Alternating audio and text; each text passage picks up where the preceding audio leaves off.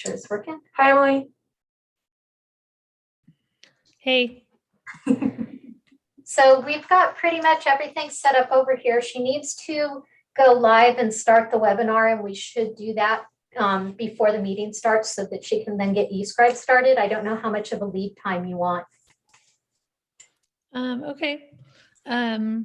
We usually do, trying to think, I think it's usually like 5 minutes. Okay, so we'll wait until What time do you need? Okay. We're live on YouTube right now because we had to get that started. Okay. So anything that we're saying right now, if somebody's on YouTube right now watching this, they're going to hear what we're saying. So as you have participants come in, remind them that we're broadcasting live so they don't say anything that they shouldn't say. Usually people are pretty quiet on here. Good. Sometimes people start having personal conversations with one another, and it's like, oh, okay, right now. So this is Kirsten. I'll just be here with Aubrey until she gets going and gets into it, but we've got the video.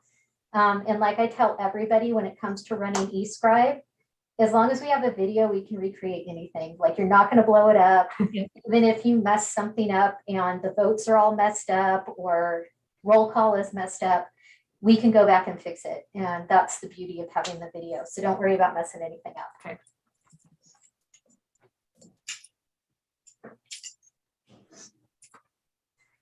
Let me see.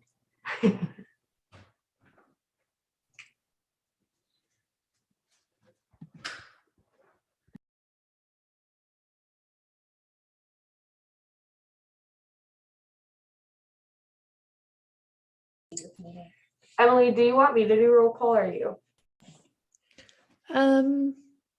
I won't have eScribe up, so if you can do it, that would be great.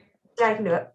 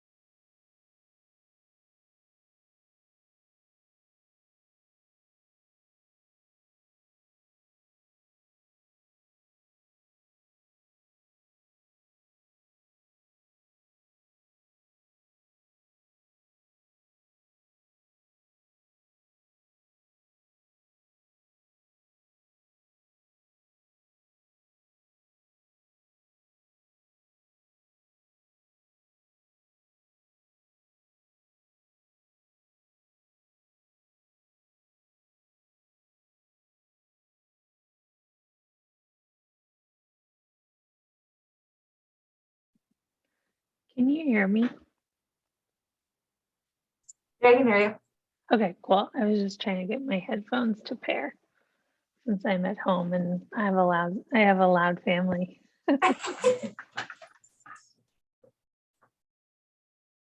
So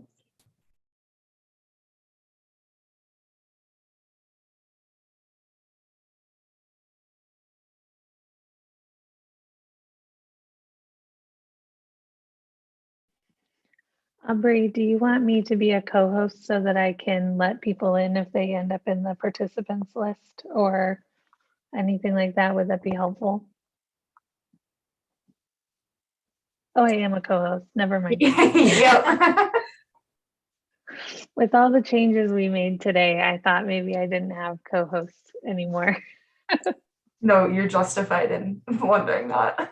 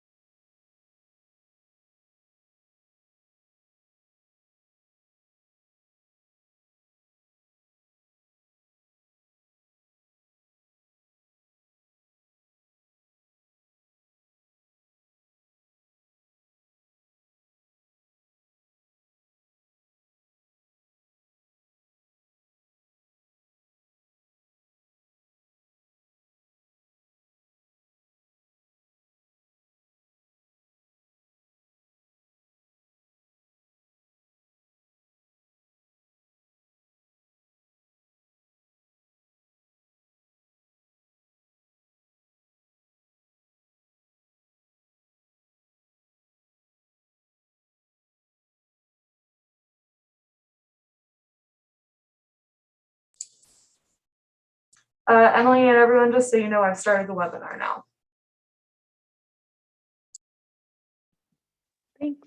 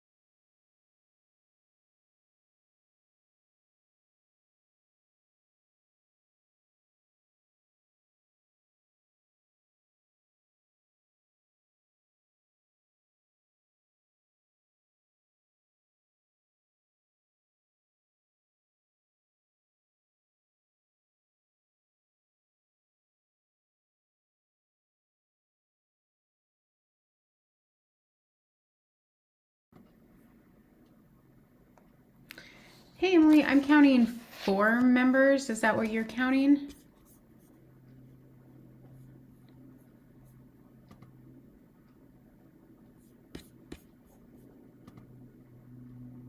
Right now I am. We know John will not be here tonight, but we haven't heard from anyone else. Okay. I'll give it a couple more minutes.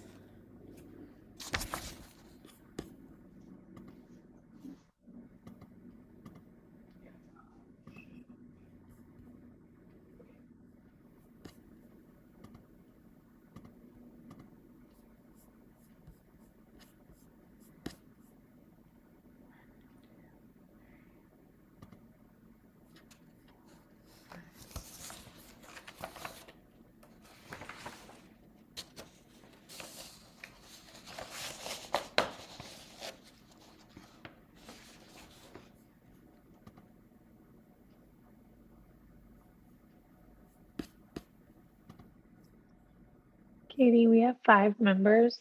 So Okay. if you want to start with the land acknowledgement and maybe introductions, I bet we'll have more people join. Okay, sounds good. We, as members of the housing system in Missoula, acknowledge that we are in the homelands of the Salish and Kalispel people. Today, we offer our respect for their history and culture, and for their ancient and continuing presence in this landscape, and for the path that they have shown us in caring for this place for the generations to come. We recognize that the ways in which the systems of government have contributed to the disconnection of Indigenous people and from these lands and their families, culture, and heritage. It is our responsibility as individuals and as a collective to acknowledge that the white supremacist culture underlying our practices, and to be accountable to demanding respect for tribal sovereignty and Indigenous cultures and the needs and perspectives of Indigenous people. As the committee continues to acknowledge with deep gratitude this land, may we also move towards action to redistribute power and resources to communities directly harmed by historical and cultural practices of colonization, to embrace this conversation and behavior that led to structural changes. And as an additional opportunity for action tonight, we want to direct people to the Montana BIPOC Mutual Aid Fund.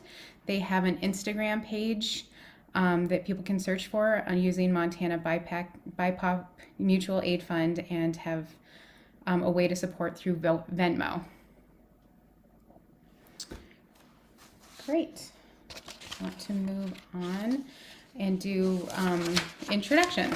I am Katie Carlson, the chair, and I represent the housing and real estate voice on the committee.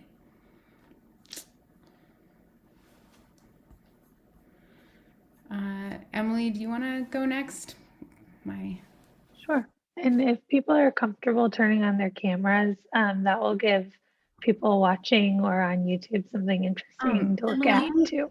So Emily, I tried to turn mine on and it says unable to start video. Sorry, I meant to mention that to you. Is that something I did? It said the host. Okay. Okay, well, I just gave you permission. You should be able to. Oh, there we are. Cool. There's everybody.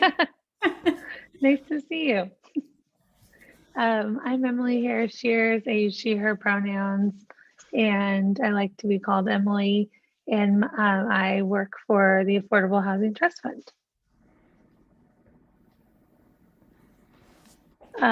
Jerry, you want to go next?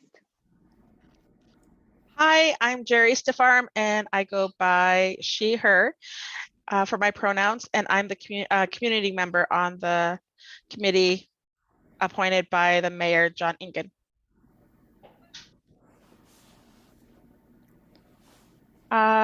Let's go to Will.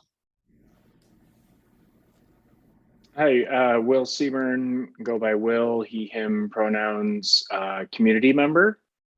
How about Lori?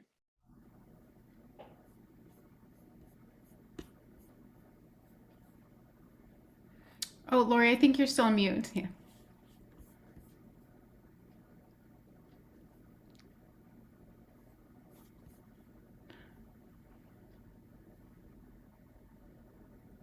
Hey, Lori, it looks like you're still on mute.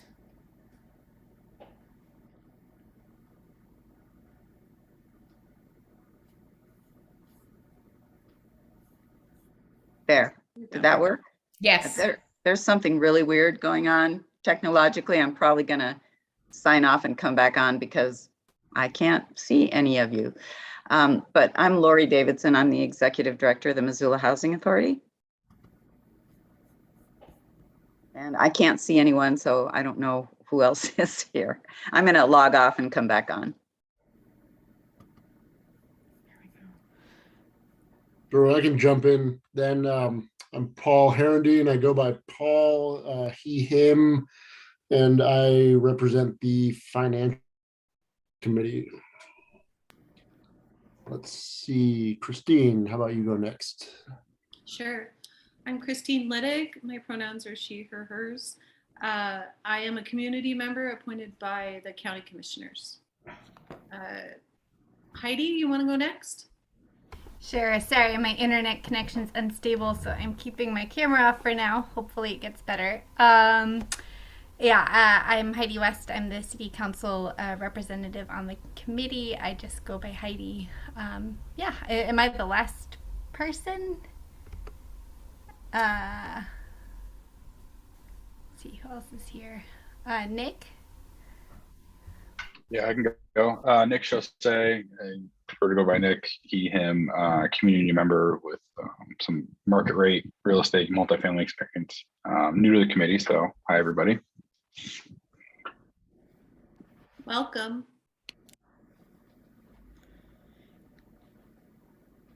Can we have the staff maybe introduce themselves? I see Montana, do you want to go? Yeah, hi everyone. It's good to see you all. Montana James. I am the Deputy Director in our Community Development Division at Community Planning, Development, and Innovation at the city. And I use she, her pronouns. Happy to be here tonight. And I can kick it over to Ricky. Thanks. Hi everyone. Ricky Henderson, and I use she, her pronouns. And I am the Housing Programs Manager at the city.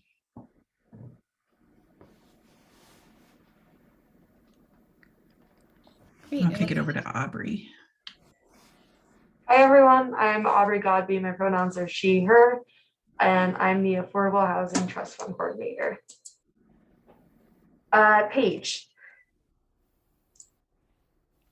Hi, Paige Furness, she, her pronouns. I'm the Affordable Housing Trust Fund Practicum student, and I'm going to be presenting on land acknowledgements tonight.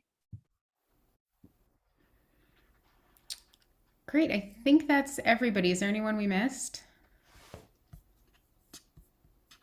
I am also having a hard time having seen everybody's faces. I'm not sure what's wrong with my settings this time. Okay, we'll go into norms.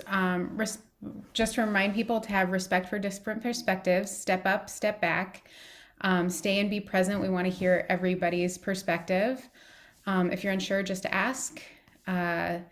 Celebrate successes, accept maybe having some loose ends, respect others' privacy, and be sure to chime in when you have information and can add to the conversation.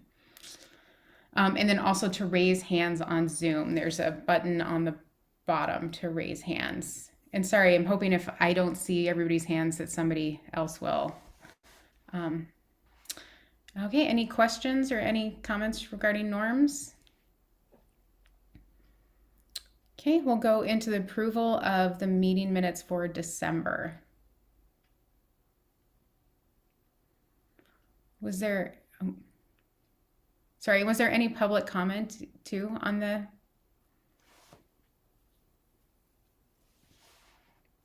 Anybody else joining? Okay, so we'll move on to the approval of minutes for December.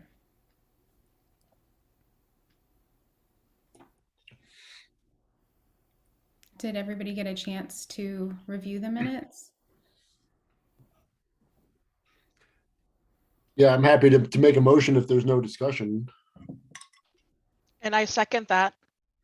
Great. If no further discussion regarding the motion, then all those in favor say aye.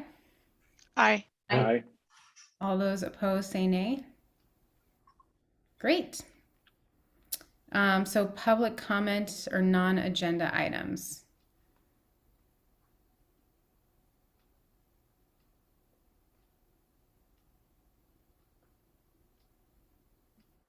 Emily, is there anybody else on?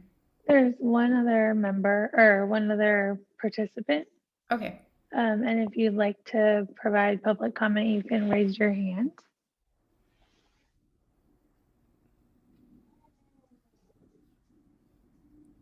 Okay. I don't see any? anything. Great. Then we will move on to the financial reports. Yeah, we just have one update is that we received an end of the year gift from Missoula Organization of Realtors. And per the allocation plan, that will be added to the construction line item. And we're just really appreciative and thankful for their participation and also for their gift. Christine? Are you able to share the gift amount, Emily? I actually don't know yet. We are figuring it out. So not today. I was going to ask that same question. Okay, great. Nothing else with finance then. So moving on to informational items. So knowledge building. Oh, was Montana gonna do a presentation now, or are we going on to the bylaws? Yeah, it's Montana and Ricky now. Okay. It's just in a different PowerPoint. Okay. Montana and Ricky, I can screen share or you can, whichever works best for you. I'm happy to, Emily. Cool.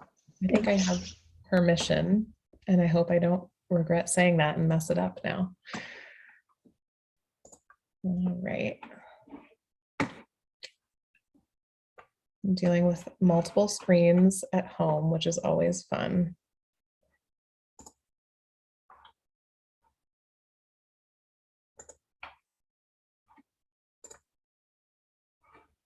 All right. I'm hoping everyone can see the presentation now. We good? Yeah. All right. Thanks for the nods. Thanks again for having us here. It's good to see all of your faces. We've already done introductions, so I don't need to introduce myself and Ricky, but we're here really this evening just to give you all some context and background on the city's housing policy, maybe a refresher for a lot of you, provide you with some more information on the range of housing programs at the City of Missoula, and just to answer any questions that you have that will help you as you kind of move into the next phase of your work here on the committee. And I just want to start out by saying thank you to all of you for your time and dedication and the unique voice and perspective that you bring to this work. It's been a long time in the works to get this committee formed and running, and it's been really cool to see how you all have come together and advanced over the past several months.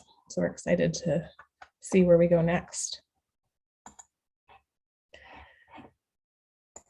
So starting with background, the city's housing policy, A Place to Call Home, was adopted in 2019, and it really revolves around 4 categories of strategies intended to improve housing affordability for Missoulians and address the housing shortages that we have. So the first goal is track and analyze progress for continuous improvement. And that really revolves around regularly assessing program goals and data. And you all have started that work through the landscape assessment that you reviewed and used this fall to catalyze the allocation plan that you've adopted. The second area falls under aligning and leveraging existing funding resources in Missoula to support housing.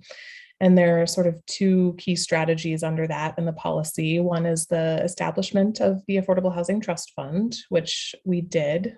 Great work, everyone. We're here. And then also supporting additional financing tools through partnership and conversations with lending partners in the community. The third area is reduce barriers to new supply and promote access to affordable homes.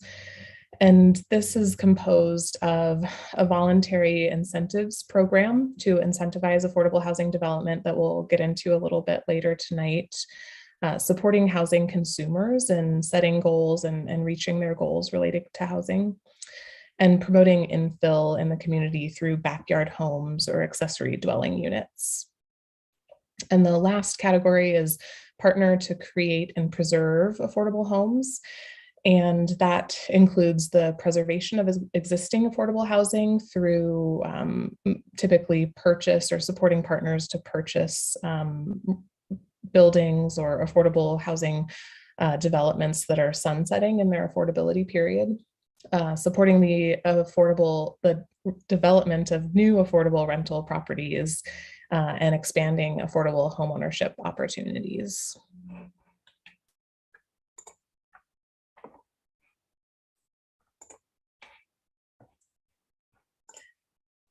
So the housing policy is really rooted in 4 values, and I think a lot of these are familiar to you all, and you've reviewed these before in prior meetings. But the first one is diversity, and that's just really intended to reflect that we know that we need to have a diverse set of housing stock to meet all of the needs of our residents at different phases in life.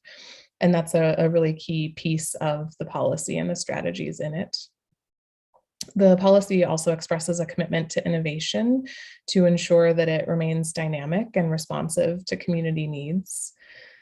Collaboration was really a cornerstone of the policy's development, and I think will continue to be a key part of our ability and our plan to implement the policy.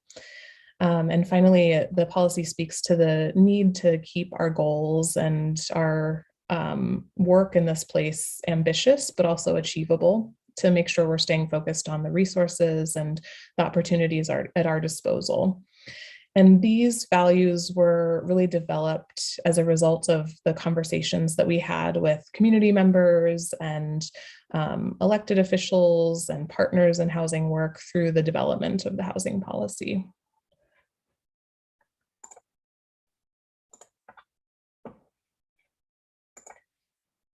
So stepping back a minute into those conversations, I wanted to give some of the history of how the housing policy was developed.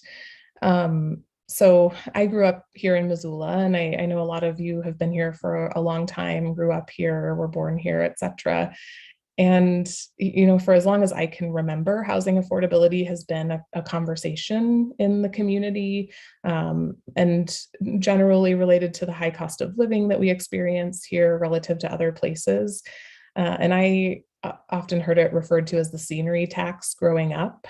And I think, the conversation shifted into the 2000s, experience of the housing crash in 2008. And in 2016, the mayor established the city, what was then called the Office of Housing and Community Development within the city, in large part to really start to tackle the way that we as a city can and should address the increasingly tight housing market and supply issues. So in 2017, a needs and gap analysis was commissioned in partnership with the Organization of Realtors to really dig into that, look at data, look at the dynamics and what's happening in the community, and put together an initial set of sort of descriptors of our housing challenges and the market challenges, and some initial recommendations for how to respond. In 2018, the mayor appointed what was called the Housing Policy Steering Committee, which was a pretty large group of, I think, over 24 different individuals in the community. And that included some elected officials, community members, partners at all levels in the nonprofit realm, banks and lenders, kind of across the board. And that group really sat down and worked through several meetings to digest that gaps and needs analysis, and to decide kind of what are the most compelling components, what sort of resonated the most, where do we need to focus, and how do we move forward towards a policy. And from that group, several smaller technical working groups were formed, which were 6 to 8 people in each of them. We had 6 different technical working groups that met over about a 9-month period. And those groups really dug into the specific recommendations in different categories. So there was one group looking at regulation and code, one group looking at funding, innovation and capacity building. And they put together really what would become the housing policy, more specific program and policy recommendations as a result of that gaps and needs analysis report. And then in addition to their own kind of work and research and learning through that process. And while all of this was happening, staff was also working to sort of get out and talk to more residents and neighbors to get their feedback on the initial parts of the policy, the general housing condition, biggest needs, biggest barriers. And we did that through several different forums. We had focus groups. We attended all of the neighborhood leadership meetings for each neighborhood.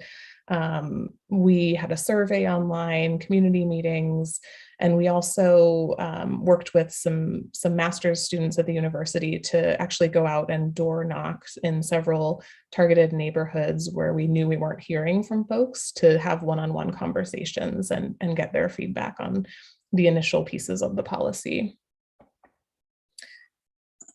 So all of that is how we arrived at a place to call home.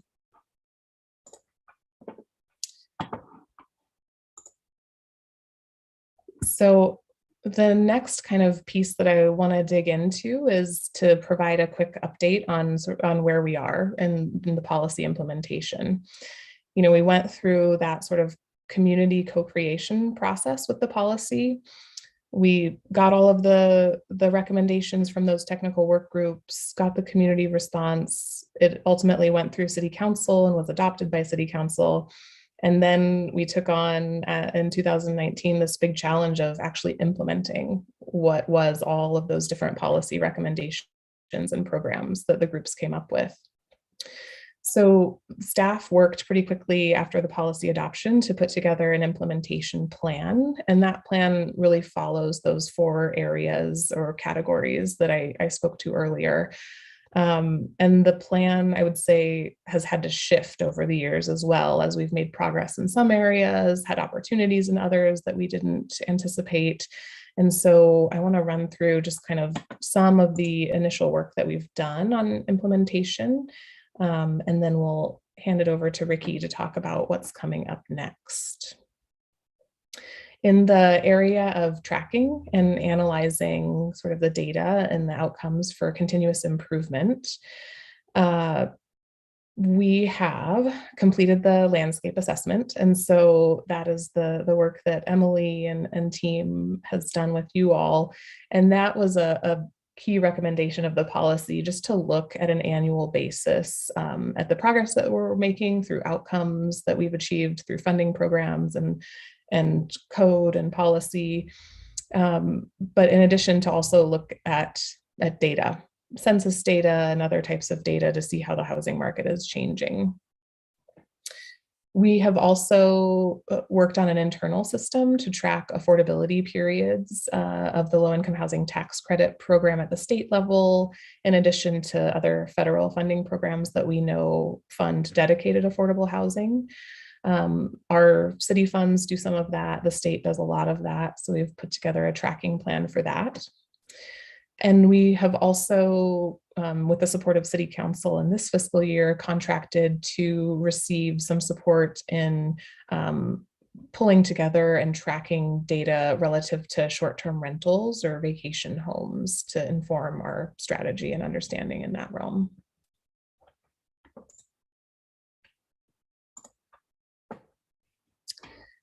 In the category of aligning and leveraging funding resources, I think this is an area you all know pretty well, working on the Oversight Committee for the Trust Fund.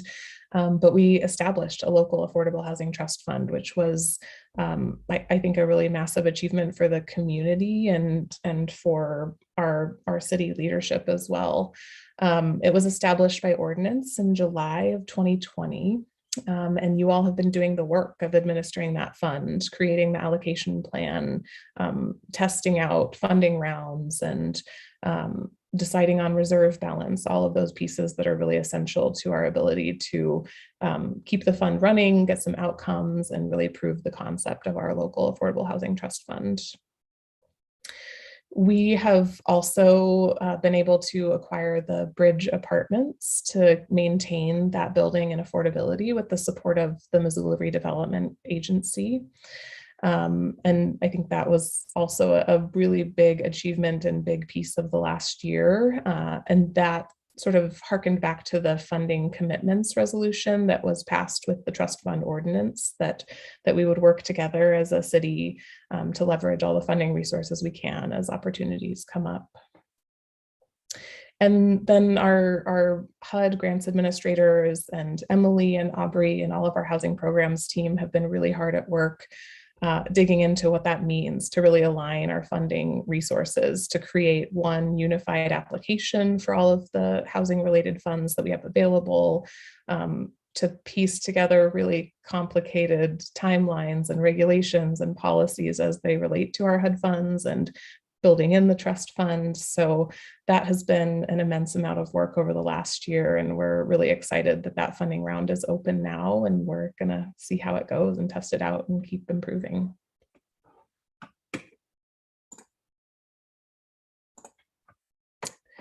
In the area of partnering to create and preserve affordable housing or affordable homes, we've worked hard over the last few years to land bank property as it's been available. And that gives us a lot of flexibility as a community to test out some innovative new models to reach affordability, to just support bringing down the cost of homes built on those parcels, and to meet other emergent needs such as isolation and quarantine through the COVID pandemic for our unhoused residents. And so we've got 3 properties listed here that have been acquired over the last few years. And then we've also been on the lookout for other ways to secure affordability. And one of those came up a few years ago with the right-of-way vacation request for what is now called the Reed Row condominium project. And council was really forward thinking and pretty aggressive in making sure that we got affordability out of that project and process as well.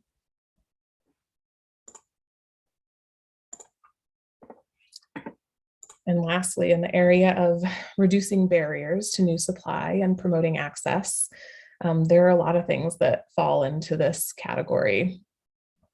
Staff have been really digging into the mechanisms and feasibility of that voluntary affordable housing incentives program that is called for in the policy, which would essentially aim to bring in new partners, new development partners, private developers into partnership in building affordable homes by offering some financial and code related incentives, like an increase in the allowable units in return for keeping and meeting affordable prices as set by the trust fund policies.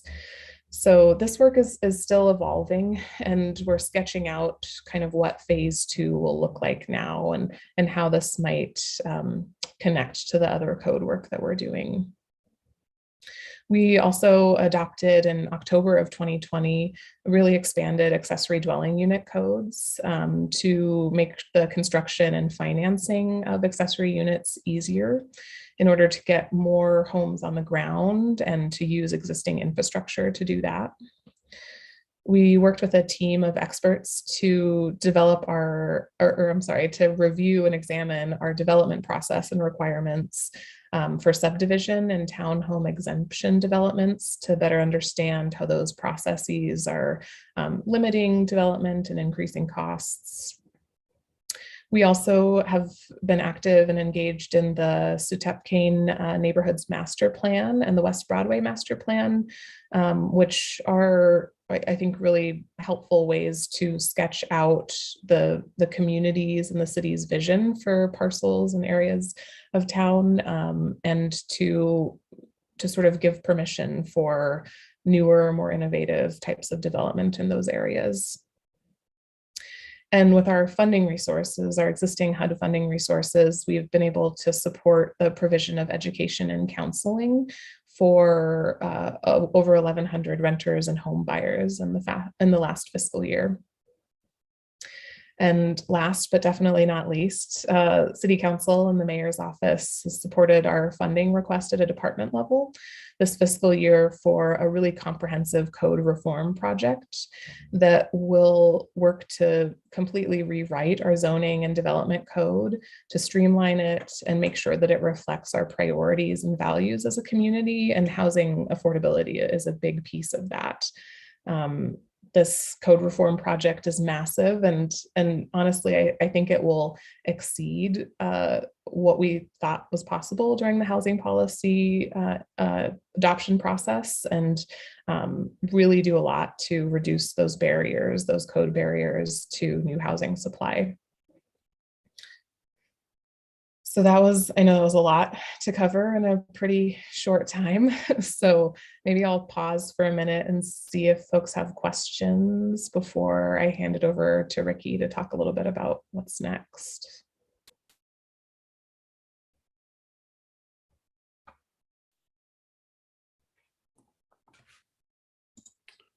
Yeah, no questions for me. Thanks, Montana. That was super helpful. Awesome. Scrolling to see. All right, I'll hand it over to Ricky. Thanks, Montana. A lot of what we've got coming up on the horizon is expanding upon the work that Montana already mentioned, and building into sort of the capitalization plan for the Affordable Housing Trust Fund. So first off, tracking and analyzing for continuous improvement. We're going to be working on continuing our annual goal setting process, and working that into the landscape assessment, and creating new methods for tracking rental data. We've been working closely with MOR on their tracking. I think that they did a presentation earlier this year for you all. And so continuing to use that data and census data that's available to really track rentals throughout the city of Missoula and understand what the inventory and the need is there.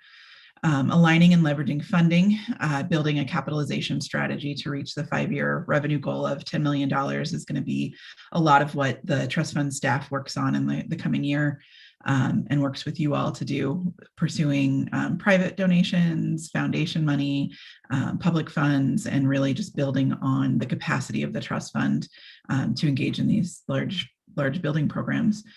And then under reducing barriers, continuing to work on building the voluntary incentive programs throughout the next phase of that. As Montana mentioned, going through the code reform process and the voluntary incentive programs, it became clear that a lot of the work that we're going to be able to do on incentives can be done through that code reform simultaneously. And so we're going to be working closely with the code reform team to address some of those recommendations on the incentive programs and really build out what we're able to do within that reform. And then additionally, designing and implementing the accessory dwelling program for the city. And that's going to be a big priority for Emily in this upcoming year, is building out what that program looks like and how we can incentivize and implement that program. And then on partner to build and preserve, exploring additional avenues to prevent displacement and support residents facing displacement. We've been analyzing sort of where those displacements are coming from in the city, and really digging into the data and figuring out creative ways that we can leverage trust fund dollars and HUD funding to help prevent those displacements and to support residents that are being displaced from their rentals to finding new homes in Missoula. It's a lot. And like I said, a lot of building and a lot of expanding on what we've already been doing. But I'll pause here for questions before I jump into the next little bit here. or Emily, if you had anything that you wanted to add to any of those.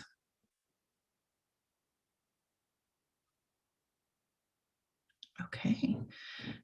Just wanted to do a quick overview too for folks so you understand the housing programs at the city and the people that will be doing all of that incredible work in the upcoming years. So this is our org chart. We've got 3 sort of different pockets of work that are being done simultaneously and in collaboration across the city. We've got our Reaching Home, which is our houselessness programs. And that is Emily Armstrong, who runs our Reaching Home, who's our Reaching Home specialist, and then Sam Hilliard, who is our Reaching Home coordinator, and they work on our coordinated entry system and running our houselessness programs for the city. And then our Affordable Housing Trust Fund, as you all know, Emily Harris-Shears is our administrator, and Aubrey Godby, is our coordinator here, working to implement all of those policies as well as explore new innovative opportunities for affordable housing throughout the city.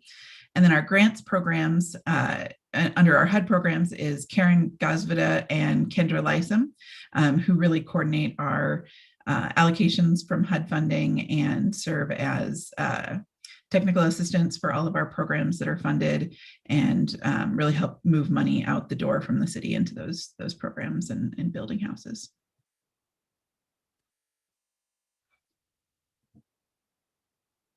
And just sort of a quick overview. Christy, sorry to interrupt you. It looks like Will has his hand raised. Thanks. Yeah, thanks, Ricky. Could you go back one more slide from this one?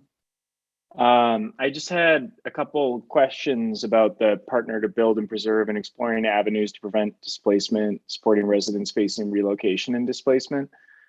I realize this is like you're probably still in the exploratory phase, but I had questions about 2 items that I'm wondering if they'd be considered within scope of that exploration. One would be, is there an identified need in the community for some form of tenant rights advocate to be able to help tenants actually advocate for themselves in those situations? And the second would be, I think it's interesting, a lot of the work that the division is doing around the code and helping to make recommendations about how our code should be updated. I'm wondering, in this area, would it be considered within scope to think about potential ordinances that should be recommended to council that could help address some of these situations tenants might face? Absolutely. And I can speak to the second point you raised there, Will. That is exactly what we're looking into, is how we can sort of leverage that information and that data and the need into building some city policies around and ordinances around supporting displacement programs that will prevent displacement. In Montana, I don't know if we've dug into the tenants' rights advocacy work, or if that's been something we've talked about. Yeah, that's something that folks on this committee may know more about. I know MontPerg works in that area. Montana Legal Services does work and has some support in terms of tenant rights and knowing your rights relative to your rental agreement or lease agreement. Forward Montana has also worked in that space over the years. And I think a lot of those organizations have just run up against challenges with state law and how tight our tenant landlord act is and how much it tends to favor the landlord position. And that is often something that we run up against as a city as well, in terms of kind of what we can do, what types of ordinances we could enact. Homeward has also put together a property partner program, and they have a landlord liaison that works in this space. And I know their program has shifted over the last year or so that's been in place. So that's a long way of saying, I know a lot of folks have dabbled in that and are interested in that. And I think we always need more kind of engagement and collaboration at a community level.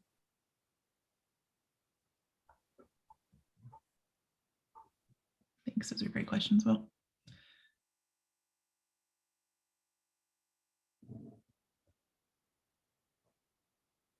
Okay, so just a little bit on expanding on those programs that I just talked about and what we're set up to do at the city. So what we what we do is provide technical assistance and project monitoring on all HUD regulations. And I think I had some problems adding things to my slideshow here earlier today. My computer was not working, so I'm missing a few of them. But what we don't do when it comes to building is actual running of the project. So we don't have a department at the city that is building affordable housing. We are serving as a pass-through to builders and developers that do that work, and we help with the HUD regulations and getting the money to those programs and making sure they're meeting all of the many requirements that HUD places on those dollars. Engaging in community and statewide coalition building.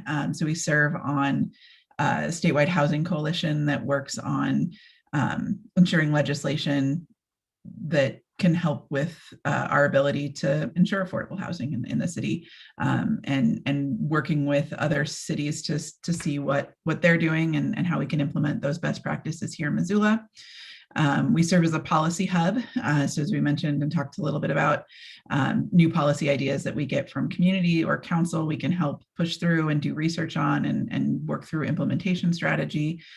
And then data collection and analysis, that's a big piece of what we've been engaging in and will continue to engage in to help with informing and building on those programs, and making sure that we're building and pushing forward projects that make sense for Missoula long-term and fit in with the overall goals of the city. And then we do provide direct funding for projects through those HUD fundings and through the Affordable Housing Trust Fund now. And then research and recommend innovative housing policies and solutions. And that's, again, a lot of the work that the Housing Trust Fund staff is working on and continuing to build upon at the city. And then additionally, what we don't provide direct services or run programs, and we don't write grants directly for organizations. So we can take a grant and help get it funded through HUD dollars, but we don't actually write the grants for those funds. Any questions on any of that or anything that I missed, Montana and Emily, that we hear a lot of people asking about? I don't think so. I'm curious what this group has questions about. New questions that we can examine.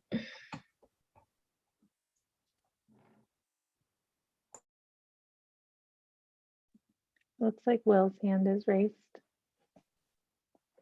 Maybe just another question on the displacement. I'd be curious to know, have you been able to identify any yet of like, what are the common causes of displacement? Like, are there particular themes you've seen so far in terms of why people are losing their apartments? I think we're still analyzing and digging into exact data, but anecdotally, what we're seeing is the high cost of land and the high cost of property in Missoula. Folks are redeveloping projects, and a lot of what we're seeing is in mobile home park developments being sold and replaced with more expensive dwellings. That's the bulk of what we're hearing, but again, anecdotally, until we dig into the data, we aren't positive. Okay, thanks. Heidi?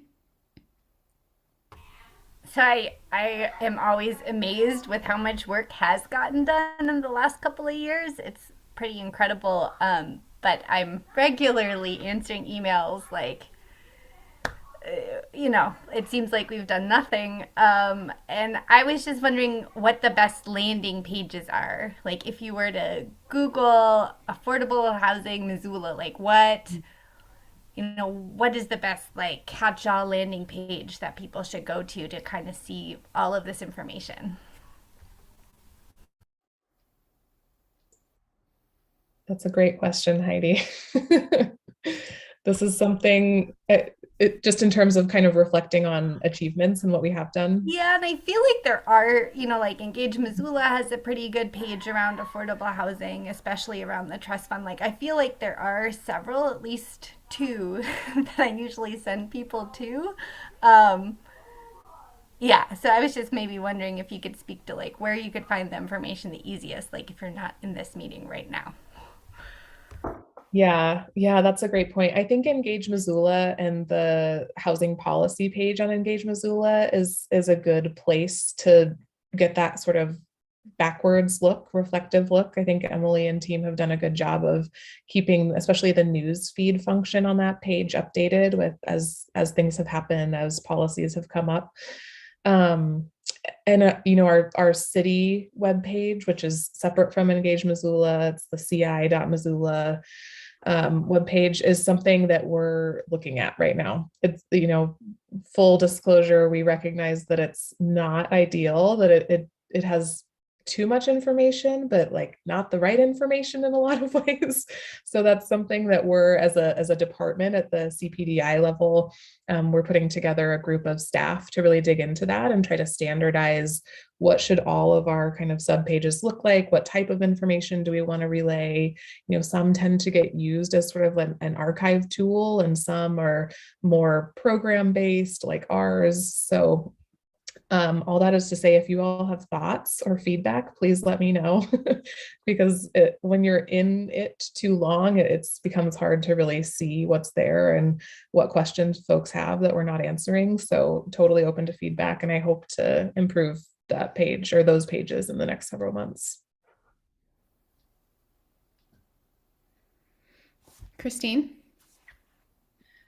Just a suggestion for a learning moment too. Some of us have dove in there periodically, but aren't always aware of the updates. And it might be a couple opportunities for good learning moments to be walked through those sites and what they contain and don't contain. Just a suggestion.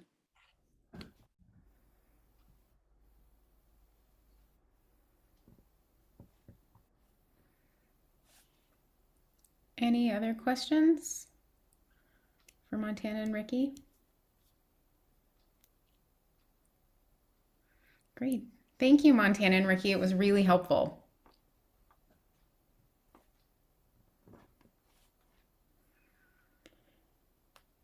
Okay, so Emily, do we want to move on to the unified round update? I think our next agenda item is the land acknowledgements. Oh, sorry. I think I must have the, okay. Let's move on to land acknowledgements with Paige. Cool, thanks. Let's see, share my screen.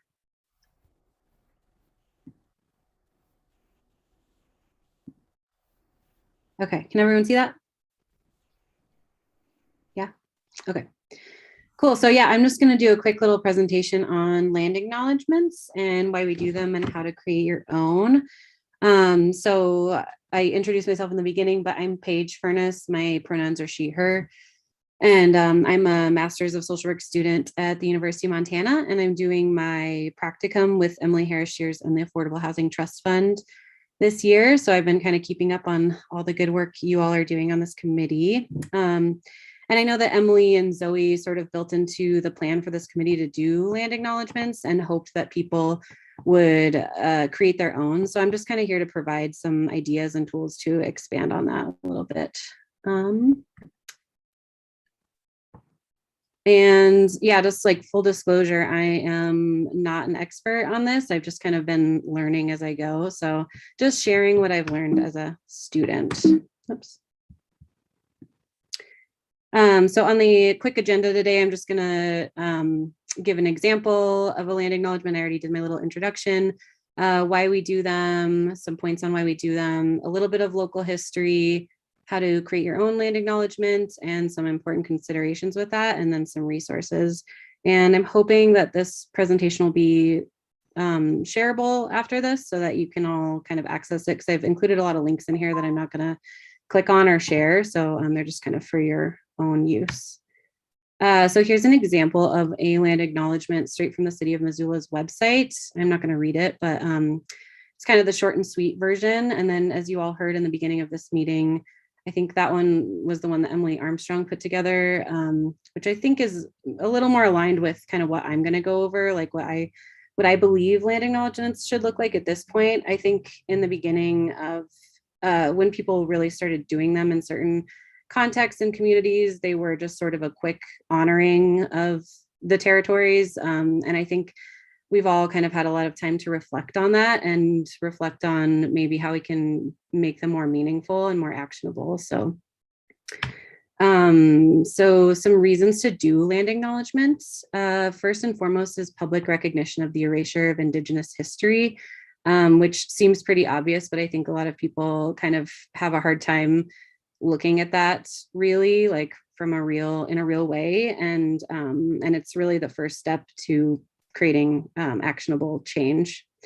And then honoring the use of land before it was colonized, honoring the current tribes that inhabit the land. I think we also have kind of a habit of romanticizing this historical version of Indigenous people and really don't recognize that people are still living here and dealing with the consequences of colonization every day. Acknowledging and examining power dynamics and positionality. So where you're coming from, maybe what power you have, what power other people don't have, the positions that you're in to kind of advocate and make change. Learning and creating space for consideration of tribal members in future work, and committing to action. So that kind of goes along with that, but recognizing where you are able to commit to action and at least making a consideration and having kind of at the forefront of your mind tribal members and how they relate to what you're doing and where your power is landing. And then just a little bit of local history. There's a ton of really rich, wonderful history that I hope you can all dig into, but I'm just going to go over a few things. So Montana has 12 American Indian tribes and 7 reservations, and some reservations are home to multiple tribes. Tribes are not homogenous to each other. Each has their own culture, language, ideas, and history. And tribal nations and governments are sovereign and hold their own unique power, which is both a good thing and has kind of also a twisted history that's interesting to learn about. 6.5% of Montana's total population consists of people with American Indian heritage. Our neighboring reservations are Flathead and Blackfeet, and not necessarily neighboring, but I think the ones that we hear the most about and are more connected to. The Flathead Reservation is home to the Confederated Salish and Kootenai tribes, and these tribes are a combination of the Salish and Upper Pend Oreille and Kootenai. And of the approximately 7,753 enrolled tribal members, about 5,000 live on or near the reservation. And then just a little tip, next time you're headed up to Flathead Lake for the weekend over the summer, you could consider stopping at the Three Chiefs Cultural Center, which was formerly known as the People Center in Pablo, to learn more about the culture of the people that were forcibly removed from their lands. And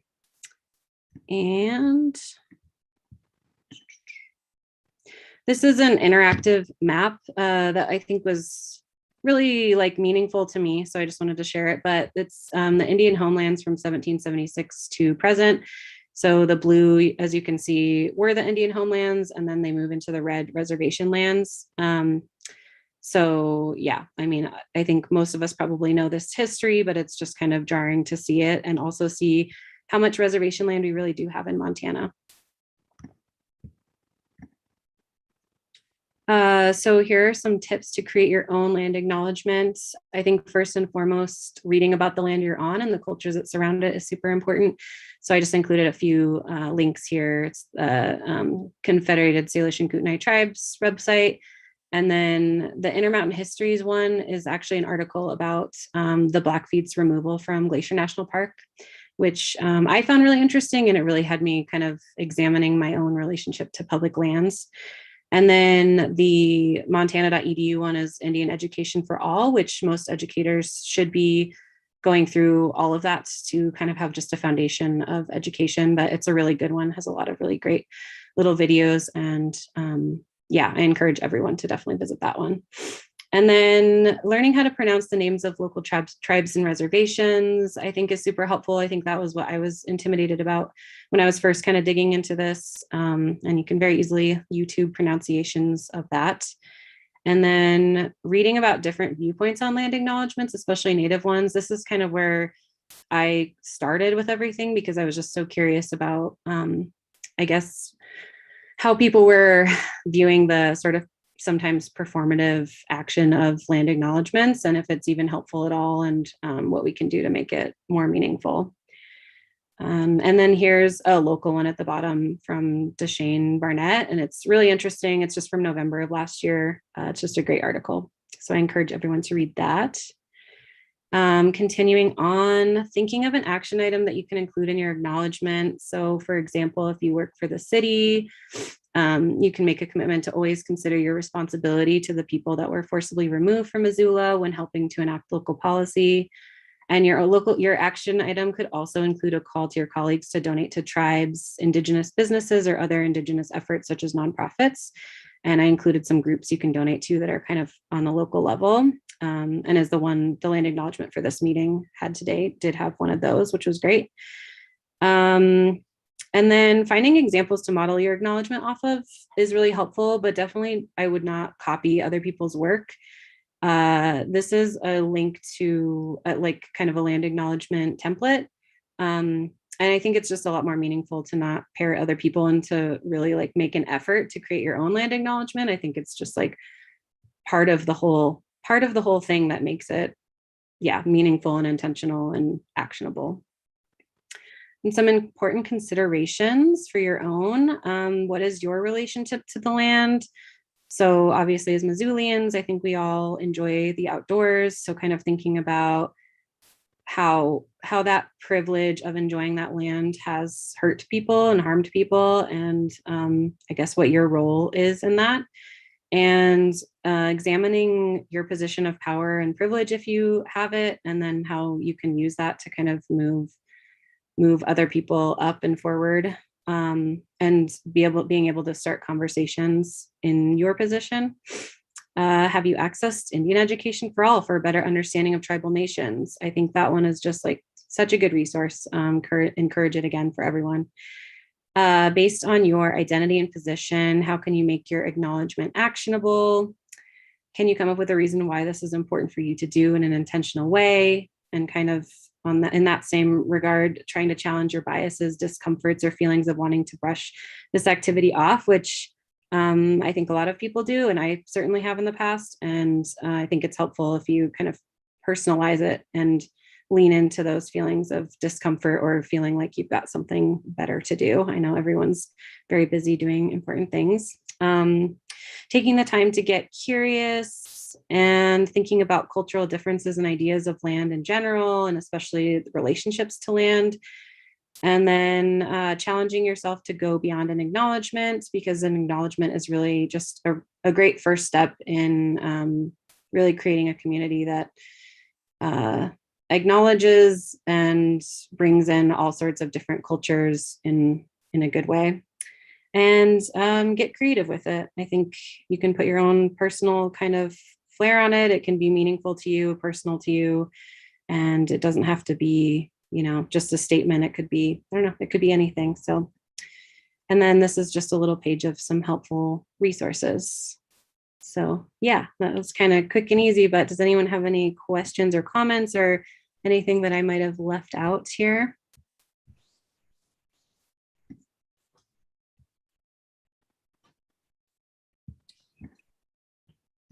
No questions. That was for me. That was nicely laid out, and appreciate it.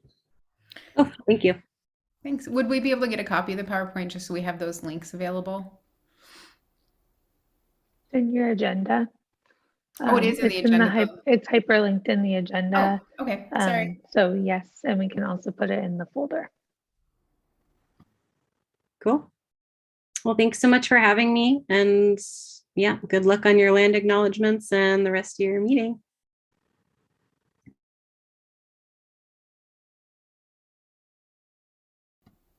Thank you.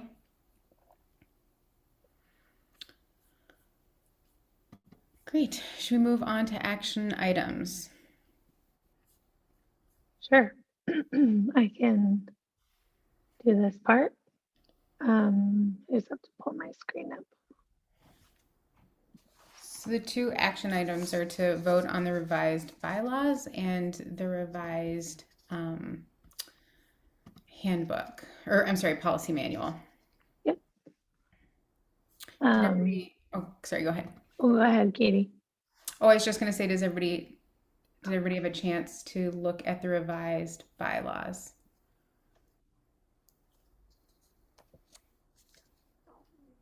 I have the changes laid out here too. Perfect, thank you. So we'll start with the bylaws. And we are recommending a change or revision to the bylaws based on our recent process of filling the vacancy that we had for the housing the housing nonprofit representative. So I'll do first the Article 3, Section 7. So the proposed revision is that when vacancies occur within a year of the recruitment, the appointing body will use the pool of previous applicants to fill that role. And that was just something that came up for Mayor Engen as he was filling his vacancies. Since Misty left the committee, he wanted to promote Riley up to the housing nonprofit role, which also left him with another vacancy to fill because they were both appointed by him. And so this is the recommended change.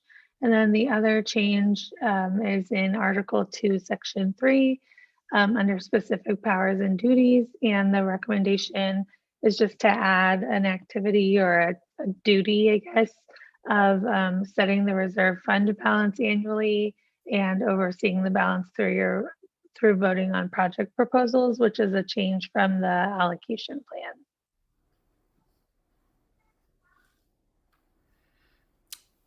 Any questions or concerns about the changes to the bylaws?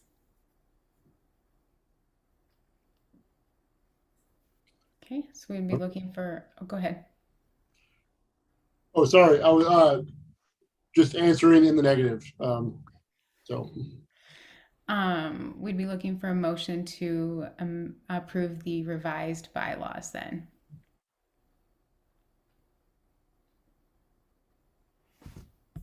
Jerry, go ahead. I move to approve the revised bylaws.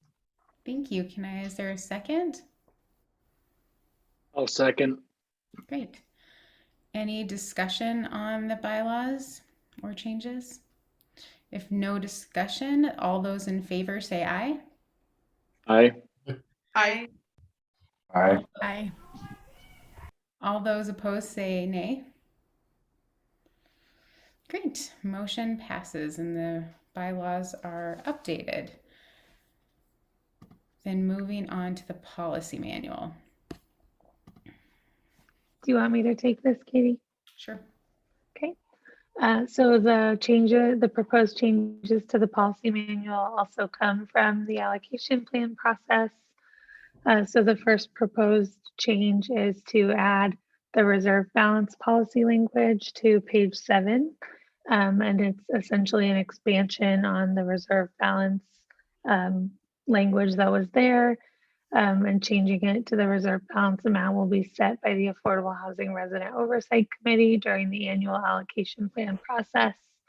A maximum of 20% of the available award balance can be reserved annually, and the reserve balance will be held for urgent or emergent preservation projects and or acquisitions that cannot wait until the next competitive cycle, that will preserve and or protect affordability for residents. Applications will be vetted administratively and brought to the Affordable Housing Resident Oversight Committee. The Affordable Housing Resident Oversight Committee will have oversight of the reserve balance and will be called together for emergency meetings as needed to hear project proposals and vote on the use of the reserve balance funds. Paul? Yeah, just a question. How did that number of 20% get arrived at? That was the proposed percentage in the allocation plan, and it was adopted through the allocation plan.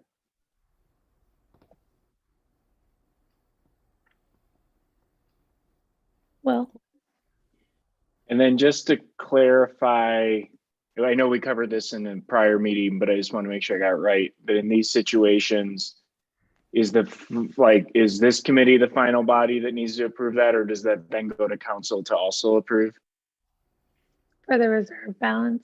Yeah, like if there was a request for the reserve balance. Yeah, depending on the amount of that award, it would go to council as a contract. So it would still go to council. It's sort of the same as the scoring committee for the competitive rounds makes the recommendation, and then when we start that process, then it goes to council. It's a similar cycle. Based on the contract threshold, is that 25,000? Mhm. Okay, so, and arguably probably most of these would be over 25,000.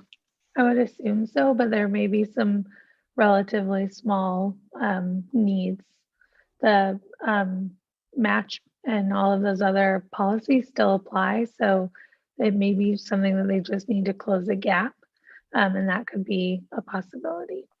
Okay, cool, thank you. Nick? So just to kind of expand and clarify on what Will was saying, under 25,000 is approved by the committee, over that has to go to council, is that correct? That's our current contracting policy, yep. Okay, thank you. Any other questions about the proposed policy manual revision? Oh, Montana? Can I be really obnoxious and add something, Emily? Sure. Just because it was helpful for me in kind of learning the city process to wrap my head around this. So when we do the fiscal year budgeting process, based on this committee's recommendation in the allocation plan, the way each of your categories break out in terms of X dollars to construction activities, X dollars to reserve balance, that will also be approved in our city budgeting process, likely through a budget amendment process. So just so you know, that does sort of ultimately get approved by city council through the budget process. And then at the contracting level, like Emily said, it would, if it's above that threshold, council has to approve in addition to a kind of approving through the budget process, if that's helpful for what it's worth. Thank you. Any other, oh, Will? Yeah, I don't know if this really relates to like what the language, like I think this is all probably fine. I was just more so trying to think like with like public notice timeframes, and like I know it says like the committee may have to have an emergency meeting. Like I'm just wondering, like, is there a sense of like I know this is all hypothetical until we get one of these, but I'm just trying to understand like what would we expect the timeline to be from like, okay, somebody comes in with an urgent request, staff reviews it, then we're going to notice a meeting of the committee. Just trying to understand, like, are we talking like this really could be within 4 weeks and we'd be covered on all of like our public notice requirements that we have and all that sort of stuff? Yeah, we'd absolutely be covered by our public notice requirements. That'll be a part of the timeline that we can work within with the applicant. We're not going to circumvent that.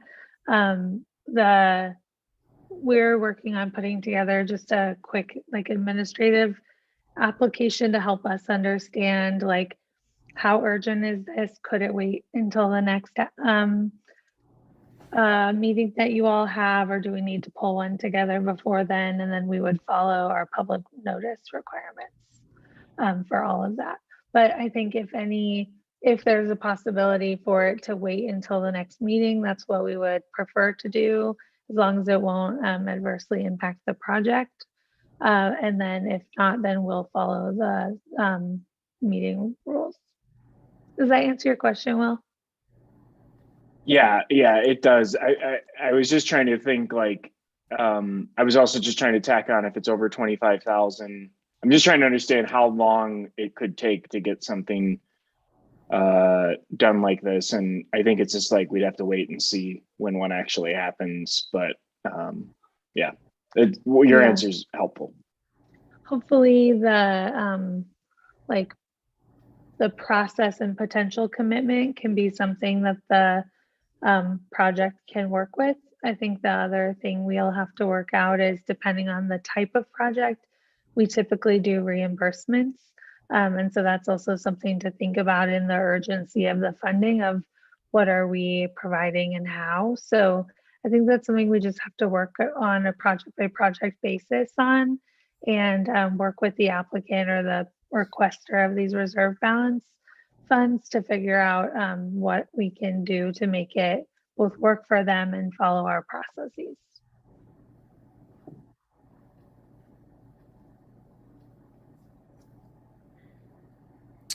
Any other questions or concerns about the revision? Okay, if not, we'll need a motion. We have one more Oh, sorry. proposed change. And this is on page 5, and it's just the updated allocation plan with the contingency process.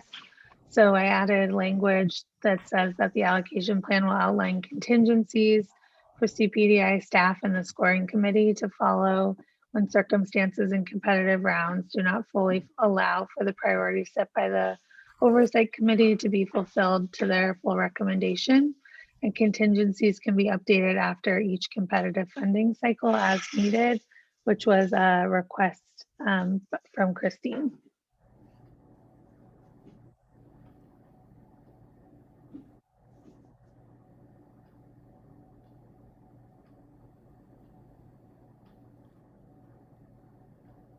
Well, I think this is obvious, but these are like the contingencies we set as the committee, like that whole right? Like, just so I have that right. Yeah, that's correct. So this is really just formalizing the plan Like what in we already the did. policy manual that you've already approved. But Yeah. because we didn't quite know how the process would go, I wrote pretty flexible, fluid language. And now that we have more parameters, I just updated them. Cool, great, thank you.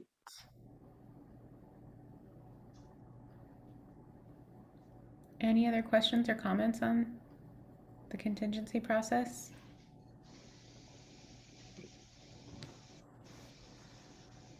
Or anything regarding the policy manual?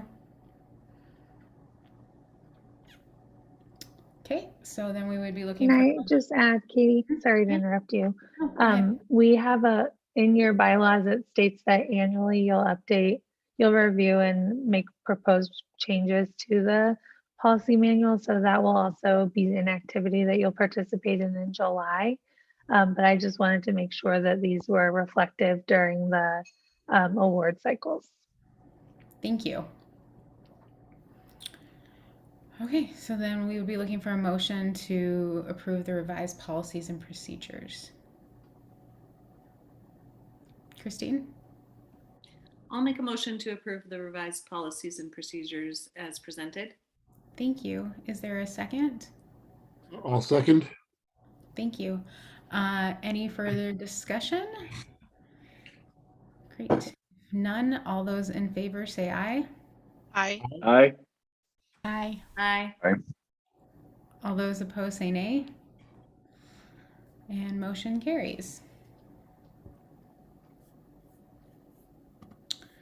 Great. So then moving on to committee member comments. One thing when Emily and I were talking earlier, so we under Article 5, Section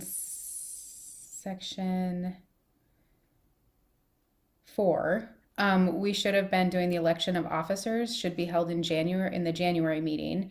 We did not have it on the agenda, and so we can either move it back to February if everybody like, or we can have Riley and myself serve a year and 4 months and do it next January. And so I think it's kind of up to the committee what everybody would like to do, and we can also just put this on February's agenda to discuss. Heidi?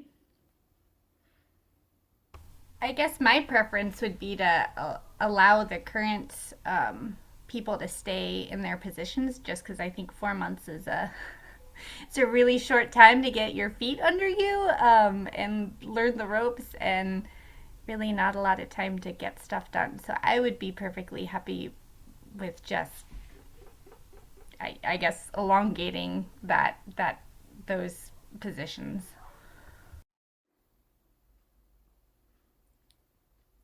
Thank you. Anyone else have thoughts or want to go one way or the other? Christine? I gave a thumbs up. I'm in agreement with Heidi. Absolutely. Okay. Will? Yep, ditto. Jerry? Same. I think that would be fine. Okay. Okay, any other committee member comments then?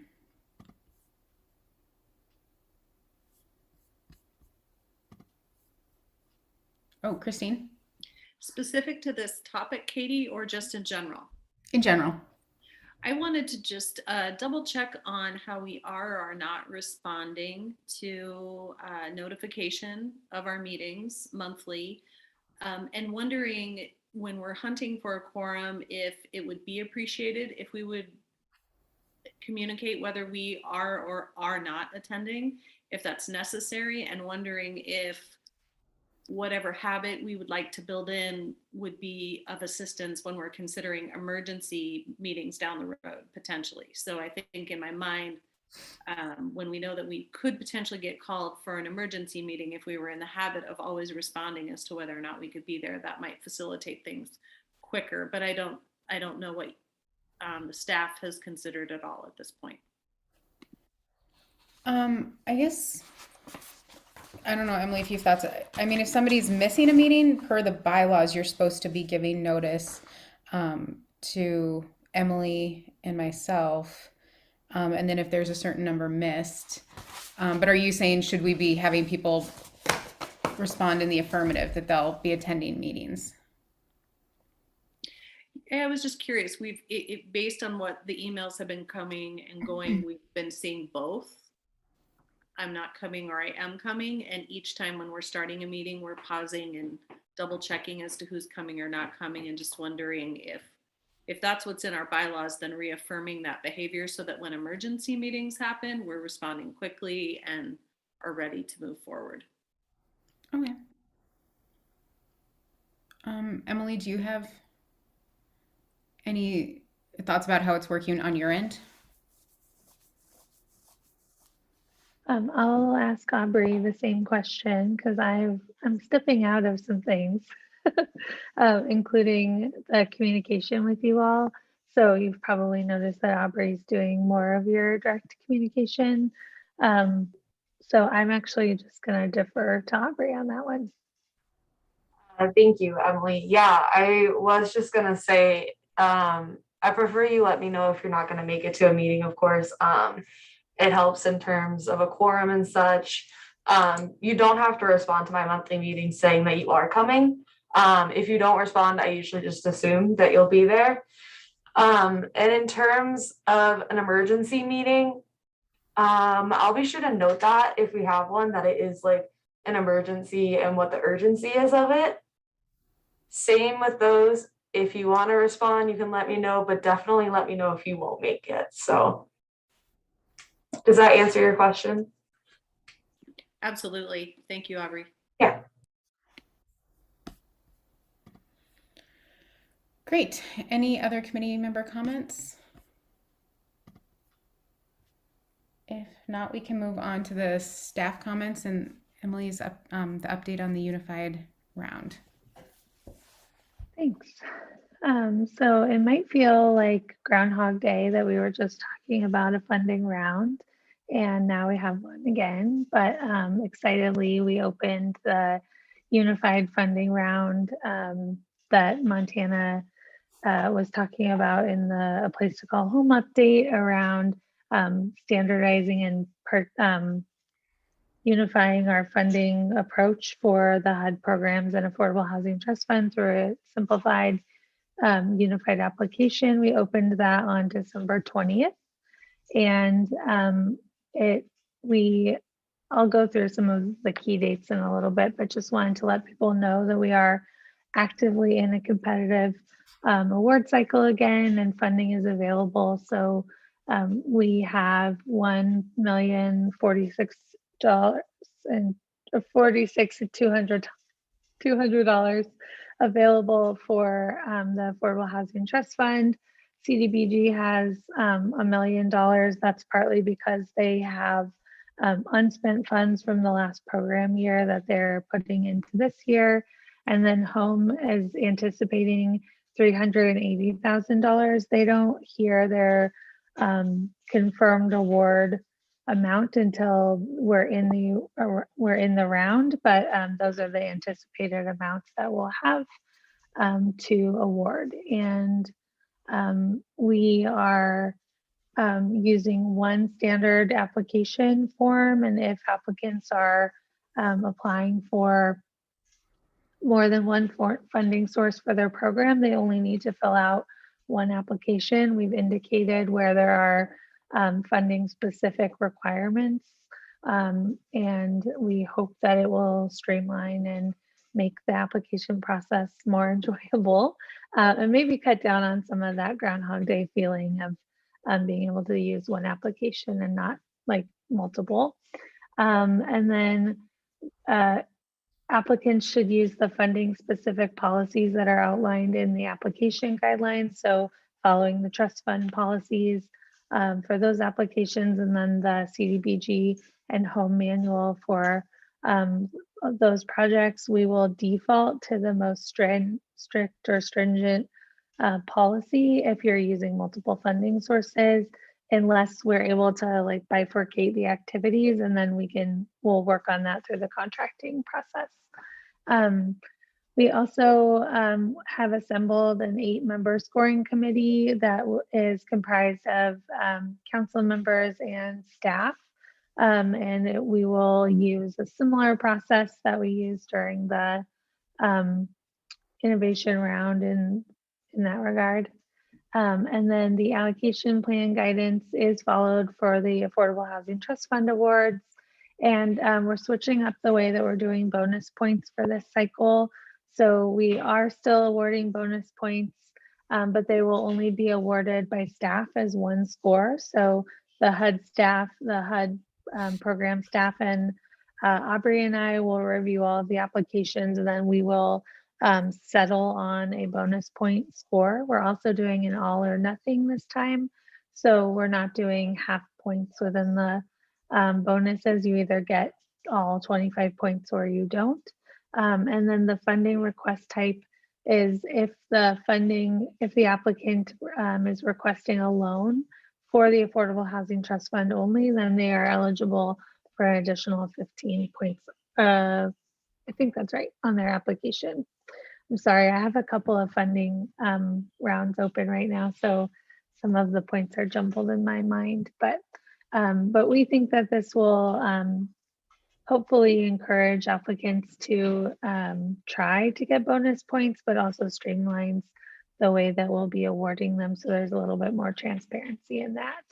And just to clarify, so the innovation bonus points are available to projects that are testing new approaches, that are trying new housing types, or promoting a diversity of housing options, or the project clearly aligns to other city policies or goals like our climate action work.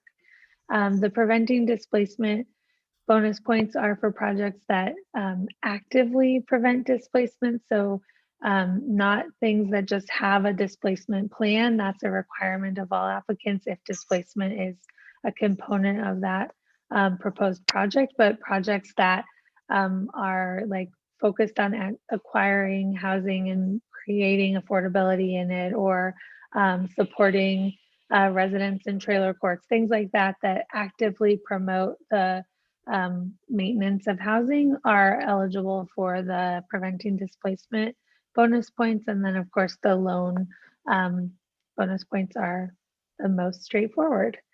And we hope that this will incent applicants to use to request loans. We're also doing a pre-application this time that we didn't do in the innovation round. And so that allows us the opportunity to engage and work with the applicants who've submitted a pre-application before their full application is due.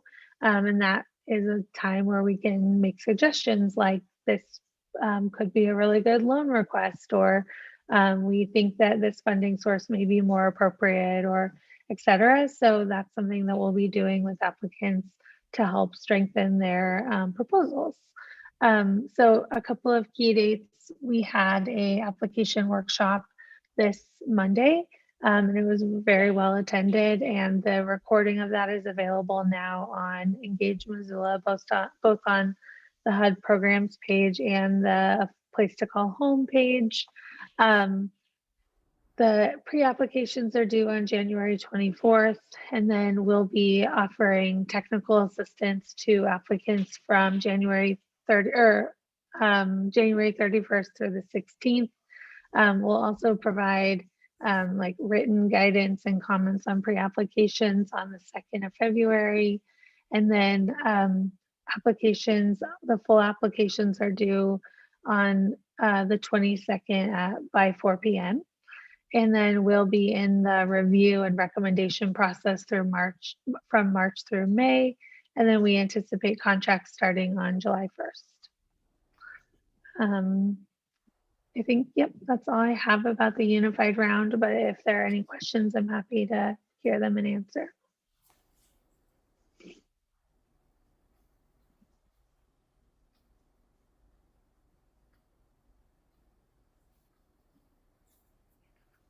Doesn't look like there are. Oh, Paul, looks like Paul has one. Yeah, just a quick question. Apologies if you spoke to this. Just wondering about the gap between, it feels like a long time between February 22nd and July 1st, particularly for projects that need to move quickly in this environment. And I wonder if there's any way to speed that up, or if you can talk about why that amount of time is going to be necessary. Yeah, good question, Paul. So there's two answers to that. One is that we do anticipate some of the projects will be funded with multiple sources, and the HUD contracts start on July 1st. So that's one component of it.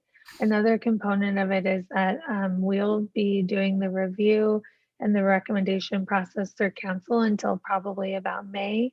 Probably mid-May, I would assume, and then we need to do actually contract, and that will it takes about a month, I guess, 3 weeks or so to contract, and so that's just part of the reason.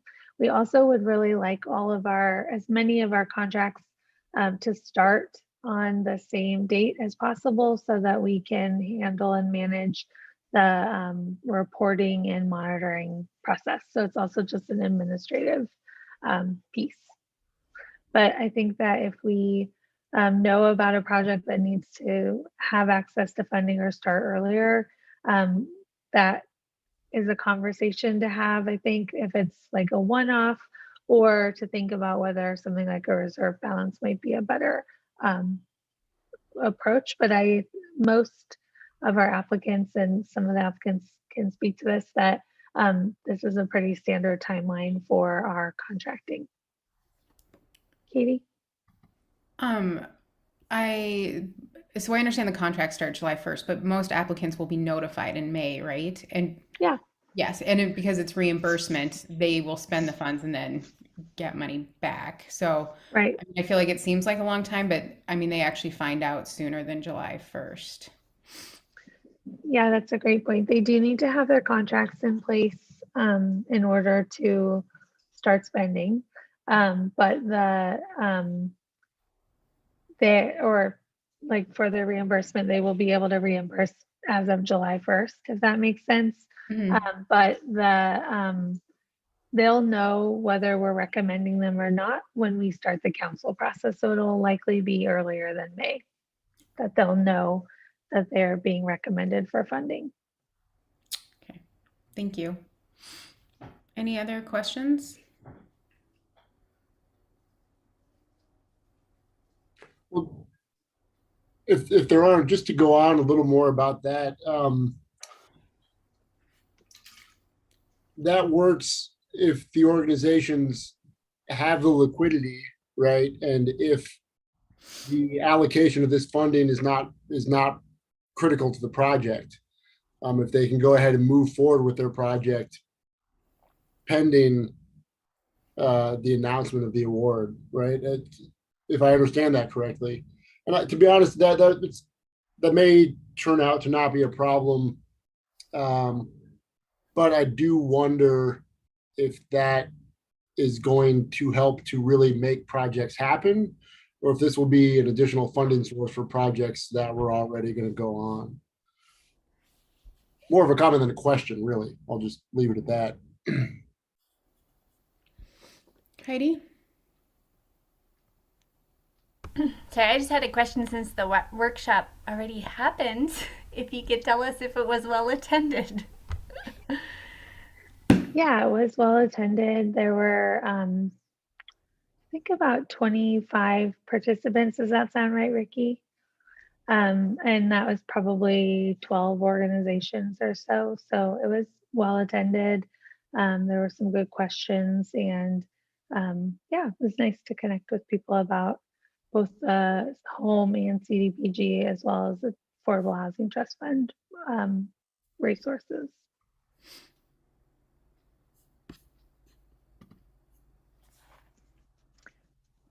Christine?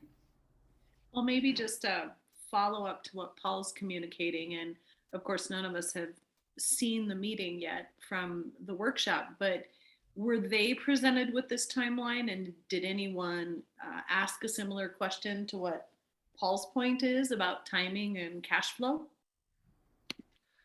That's a great question. They were presented with this timeline. It's also included in the guidelines. And we did not receive a question around cash flow or timing. Thanks. Heidi, did you have another question? I just had a comment about the cash flow. I mean, I guess the CDBG and home have always been on a reimbursement basis, so this isn't a change to how money has been allocated in the past. So I think anyone who's building affordable housing in Missoula and is familiar with the home and CDBG funding sources would be aware of that expectation.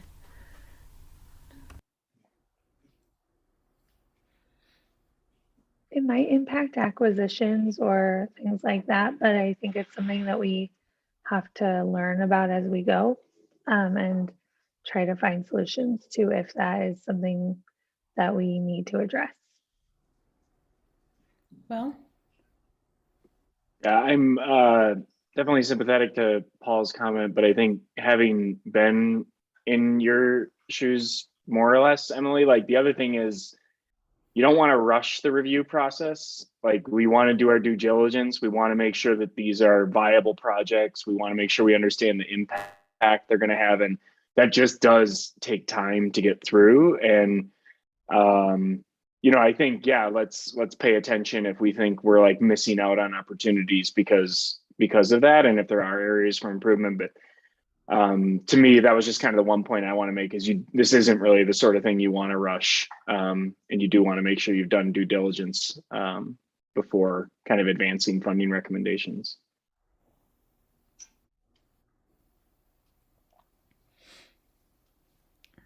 any other questions or concerns?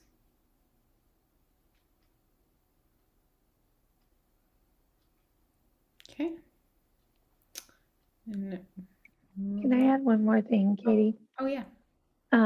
I didn't name this, but I just wanted to add that before the end of the year, Montana and Ricky met with many of our providers and partners, and we helped generate a list for them to reach out to and talk about potential projects and what's in the pipeline. And that was really helpful to get a sense of who may apply in this round, as well as projects that may not be ready until the summer. And so I just wanted to name that they were really helpful in helping us kind of plan for what we can expect. And then that also helps me keep my eye on the reserve balance too. So there is a lot of engagement being done to know what's going on with partners and what their plans are. Great. Okay, if nothing else, we'll move on to the announcement of next meeting date and time, and then we can adjourn. So February 9th, 6 to 8, and we will work on getting the agenda together. And if anybody has anything that they want a presentation on or something they would like to have included in the agenda, please feel free to email at any point. Well, Just a quick question, Emily, is the pre-application deadline's the 24th? So perhaps we could have some kind of readout on what we saw in terms of pre-applications at the February 9th meeting? Yeah, I think we could do that. Like, I'm not talking super in depth at all, but it might even just be interesting to know by the different funding priority areas and things like that. Like, we got X number of applicants in this bucket, et cetera.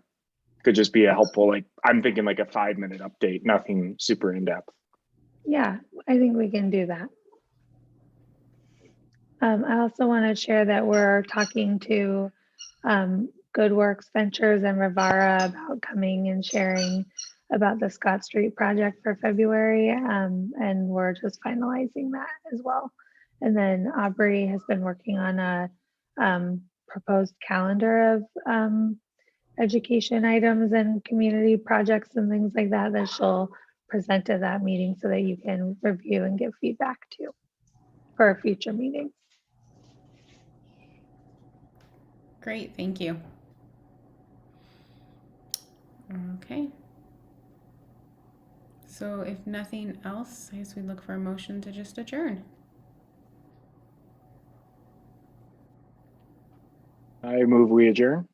Great. Thank And I you. second it. Thank you. All those in favor say aye. Aye. Aye. Aye. Thank you. Have a good evening.